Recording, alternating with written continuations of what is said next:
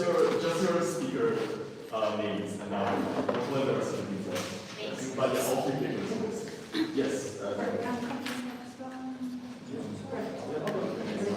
You guys can list up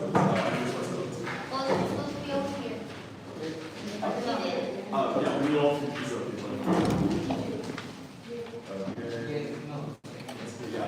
This one. Yeah. Francisco from Argentina. Alright, amazing. Maybe still have one. Alright, same rules apply. I think we'll have the debate timer app, so we'll bring at 1, 7, and 8. We'll raise our hands at 8:15 to indicate that you should not be speaking anymore. Please engage with POIs by accepting and offering them throughout the debate.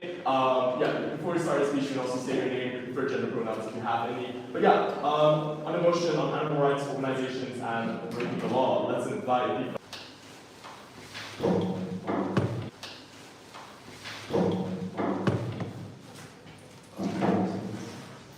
you guys think this is you're not allowed.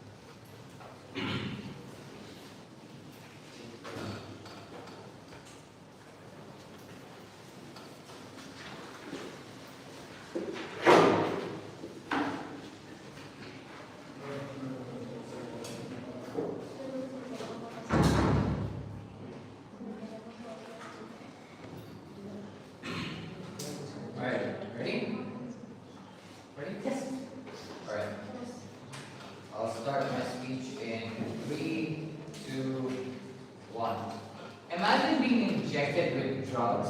Imagine being fed a force against your will, being squeezed of every ounce of resources from your body being used as an inanimate object. This is the life of every animal that you know. The ones that go to factories, the ones that are used for beef, for mutton, for chicken, all the food that you eat, this is what it is. This is how it looks like. Now then, 5 points of prayer. First point, animal rights organizations. Who are these people? Their incentives are to simply protect the rights of animals. How do they do this? By one, promoting eating less of meat. They promote that we shouldn't have enough eat meat. But secondly, taking a stance in being vegan or vegetarian or some sort of the fact, they take these stances. But we believe these are passive approaches which have failed to create change. We've failed to create change, call out companies, and bring attention to the state about these active problems that exist in society. So, second point of framing that. What does breaking of law to defend look like? It looks like people breaking the laws like trespassing and holding up banners in protest or getting footage of active abuse of animal rights and publicizing it. It looks, for example, now this instance, it looks like when in Formula 1, people against all activists stood on the F1 racetrack and protested against throwing around orange powder. But secondly, also like Black Lives Matter movements, when they outgo and protest and break certain laws, this is what that process sort of looks like. But then, I think something that we want to preempt here, they'll talk about how people can likely get hurt on our side of the house because of this. We think this is unlikely for 2 reasons. One, social media.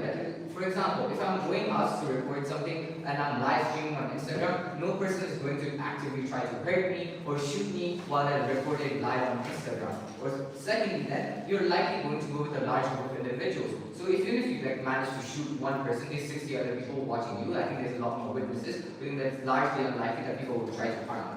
We think that all can't claim that extreme breaking of laws, like from activists on our side of the house, like killing people or having them bomb areas or something like that, those extreme things, I don't think they can take it. We think these extreme measures are unlikely to be taken because one, for purity of organizations. If you're fighting against animal abuse, you're likely not going to be like abusing humans in order to do this. You'll be contradicting yourself. But secondly, then risk of shutting down activists. If you take these extreme measures, state is likely going to shut down your movements, so we don't think the organization will take such extreme measures. Third point of framing them. What does encouragement look like from these animal activities? It looks like them using social media to encourage people, activists, measures to take protests and break the laws, but secondly, actively telling them to break the laws.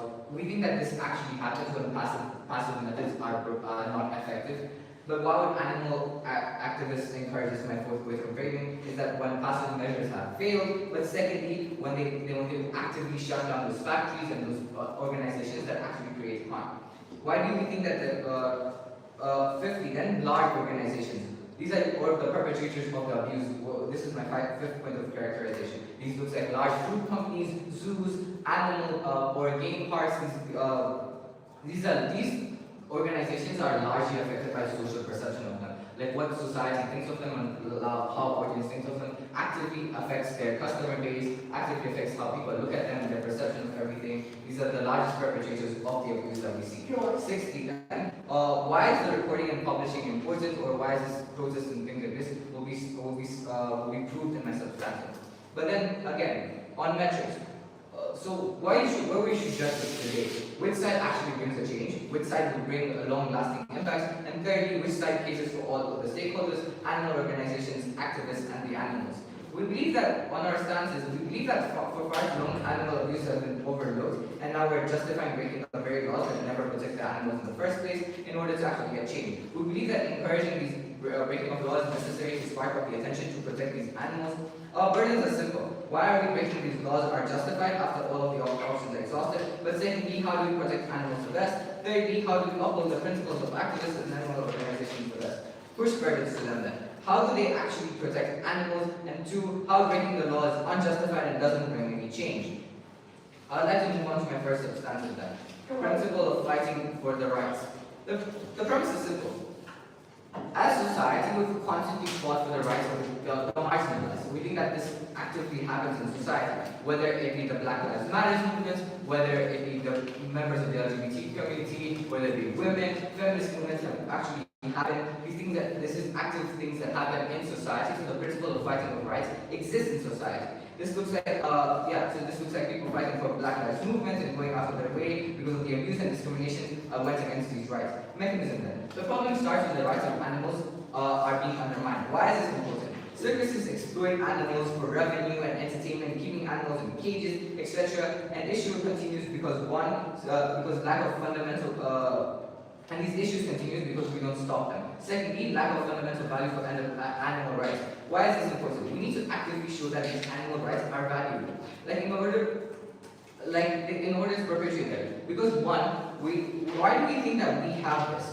One, these animals are being catered for by us. They have no one else to cater for them. We look after them. We have a social responsibility for one to look after them. Like they were our own children. You have to look after them. This is a social contract that we must abide by. But secondly then, on a principle level, we need to fight for the marginalized groups in our side of the house. That we show active fight against and condone these people that actually abuse the rights. But thirdly, I think on our side of the house, these groups that we're protecting, these are marginalized groups. These are unconsenting actors. They can't speak out against the harms that happen to them. They can't do anything about it. So these are unconsenting actors. They're the most vulnerable stakeholders in this group, and we must cater for them. So this is why we think that principle of fighting for rights like this. Yes. Do you think the radicalization of some activists, when you create the breaking of the law of that norm, would be counterproductive to the advancement of the animal rights movements? No, we don't think this would be counterproductive. Like I've shown you examples on Black Lives Matter movements and all the old things. We think that the breaking of law to the extent that we have agreed to will actually help the activist cause. Second substantive, creates awareness and social pressure. When people become aware of the fact that there's abuse going on, these activists should spread this message in different ways. Through social media, actions, protests. Why would animal rights organizations want to create awareness? One, it aligns with their incentives. But two, they don't want to look like hypocrites. If you're aligning with animal rights protection, you don't want to look like hypocrites by not condemning all of these factories that exist. How does this happen then? When awareness is spread, these animal abusers are most likely to get drowned in the social pressure by things such as call-out culture and being illegal.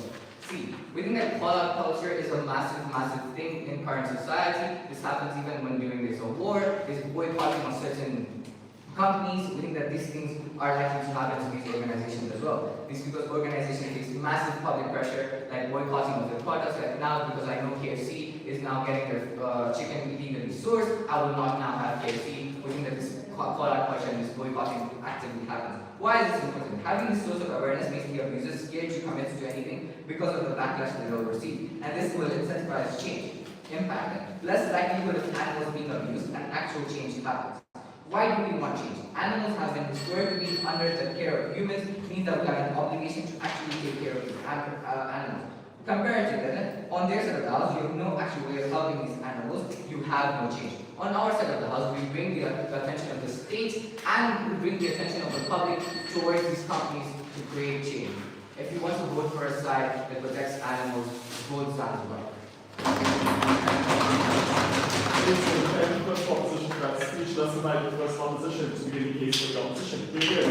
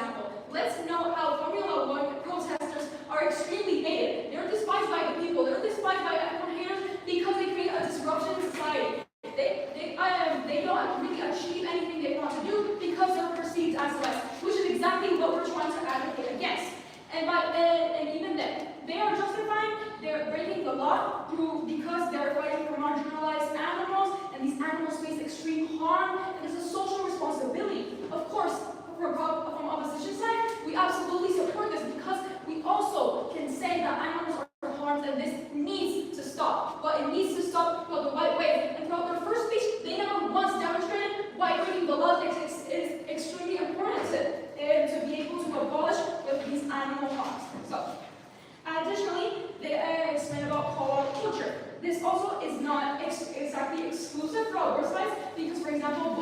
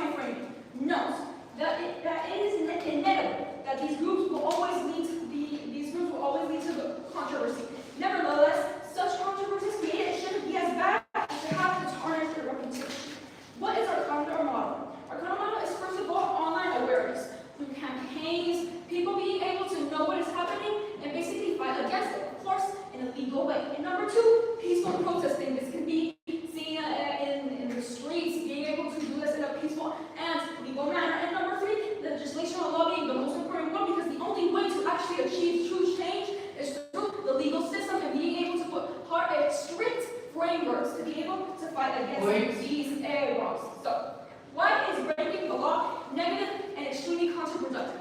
First, it hinders the organization's credibility. They are defying the law. This means that the popularity in the public's eye would be extremely reduced, because who wants to follow an organization that violates the law through these radical acts? You are alienating the majority of the population that does believe these animals' rights, just wants it to be done properly. And number two, it creates a state of unlawfulness. So, this does not mean that 5 or 10 activists are going to be breaking the law. No, this is millions of people, because these organizations are going to be actively encouraging it. This means that there's going to be an active break and disruption of the social and judicial systems around the world, because unlawful acts can quickly escalate by the sheer mass of these crimes. They're further encouraged to make this even more radical and even more harmful. People adopt herd mentalities and think their actions don't have impact. This can be seen. Maybe it will start with entering into slaughterhouses, but it can actually result in maybe persecuting laboratory owners and committing arson in such facilities, which violates the objectives and the reputation of these same organizations. And even though these heavy supporters that actually want to die for this cause and will do anything, that are now being encouraged to do these, will now be incarcerated. So all this massive base of supporters they have will now be in jail, will be able to do the actual work that it takes to be able to change these things. And number three, a waste of crucial and limited resources. Because the animal rights organizations count with limited resources, time and money, the consequences of breaking these laws and settling lawsuits and paying fines, hiring lawyers will lead to even more. These finite resources to be wasted that don't work towards these objectives. What is the impact of this? Well, these objectives are actively in risk. A plethora of new negative consequences will lead to these organizations being shut down, or in the best case, lose massive amounts of support. Meaning that the animals currently being abused are presenting with even more harm, since they're left with little to fight for them and to support them. So, how from competition we solve this issue? It's not necessarily easy or quick results, but long-lasting effects don't come in easy, which is much less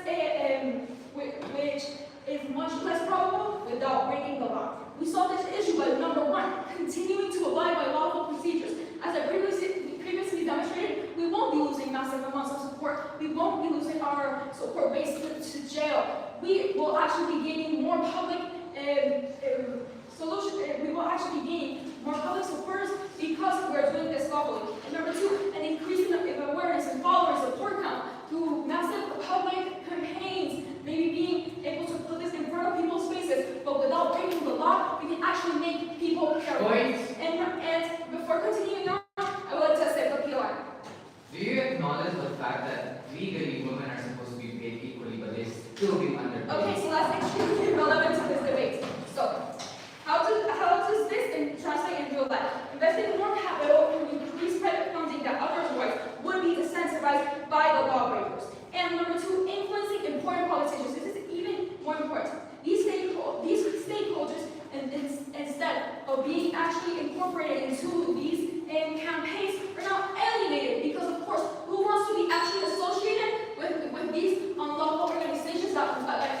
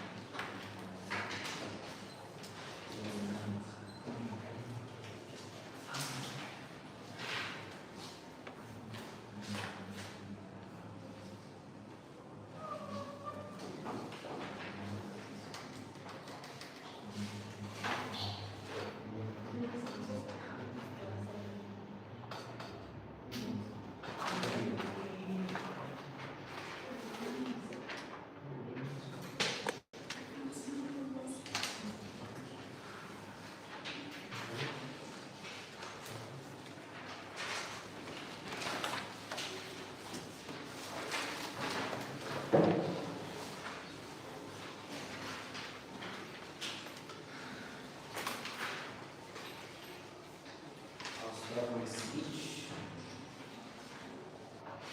In 3, 2, 1.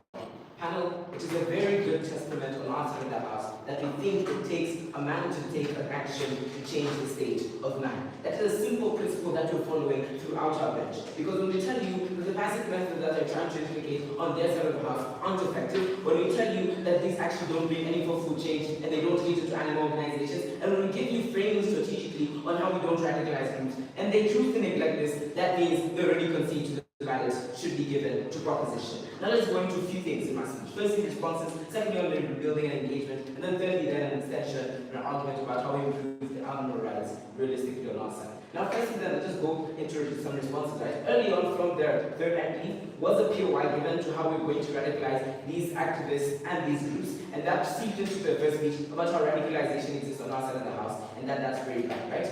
Two responses here. Firstly, we think that radicalization is unlikely to happen, since they want to keep the purity that is given to them. When my P1 came up here, I think that the purity that these groups uphold is very high to them, meaning that if animal rights are to be upheld, we don't have to neglect human rights just so we can uphold animal rights. That's something they concede to, they don't respect. Secondly, then, let's just go into the charity groups there. Even if the radicalization happens, it's worse on their side of the house, because they lack organization actively encouraging people to go and break the law. What they have is actively saying, hey, this organization doesn't care about animals anymore. Let's take matters into our own hands and start stoning people outside because they eat chicken or because they're not vegan. That's something they have to concede to on their side of the house, and that's uniquely bad. We think that since activists will think that the organization doesn't care for them, the fact that these animal abuse still happen, they take it into their own hands, and that's very detrimental, because then it tarnishes the message once more, it makes them violent, it makes them worse off. Secondly, then, let's just respond to the whole counter model and context about reputation and how that's very bad. They tell you in their counter model that media, peaceful protest, and registrational lobbying exist, right? And that's the way to actually perpetuate the message better. Two reasons why this isn't effective. Firstly, we already told you that in status quo, these things happen, and we still have animals getting abused. The reason why we're having this motion today is because we're telling you that these animal abuses still happen, and they're still very prominent in society. Secondly, then, let's just notice the frameworks they're willing to use in order to get their power. They're willing to use registrational lobbying. Why is that uniquely bad, panel? Because we think this is white supremacists use in order to actually advocate for laws like valuing white people over black people. That's something that they have to systematically go to on their side of the house. What ended up happening is that society shuns these groups because they think that they want to undermine the rights that exist with humans. Now let's go into this whole argument about how reputation is good and that you have to uphold it, right? Three things they contend on. Firstly, they tell you that radicalization is good outside of the house already proves why that isn't likely, why that doesn't happen. That's also inside the house. Secondly, then they talk about how bad representation happens and unlawfulness. So let's just tackle this point of representation that they have. Representation doesn't even happen on their side of the house because it's not effective. People just seemingly just say, hey, we want to be vegan, you think that's a preference, but you don't think they want to protect animals' rights. What uniquely happens on our side of the house, the thing that they overlook, is that when a person trespasses a zoo and literally jumps a fence to hold a banner saying that you should save dolphins, people will be stunned. Why is this person willing to go to such extreme lengths and hurt themselves just to advocate for a message? That's something they have to concede to. They don't do on their side of the house. That's inherently bad for them. Now let's go into the second piece about engagement, right? Let's just talk about context here. What we gave you in context was very important. We told you two major things. That firstly, activists aren't likely to actually go into these harsh measures and violence and radicalization that they talk about. Because one, there's a purity of ideology which are proved, meaning that animal rights can't be extremely pushed by disvaluing human rights. That's something that shouldn't happen. That's morally abhorrent. Secondly, then, we told you that there's a likely shutdown. Meaning that if there's going to happen that so you want to perpetuate violence, there's a reasonable state response that's going to happen, and that's very detrimental to the movement and the rights that you're advocating for. That's right on the side of the house. Now let's talk about things about encouragement, right? What we told you encouragement happens and why it happens, right? We told you that encouragement happens in order to create awareness, and secondly the fact that they don't condone harm. When my P1 gave you an example of Black Lives Matter, it was very strategic.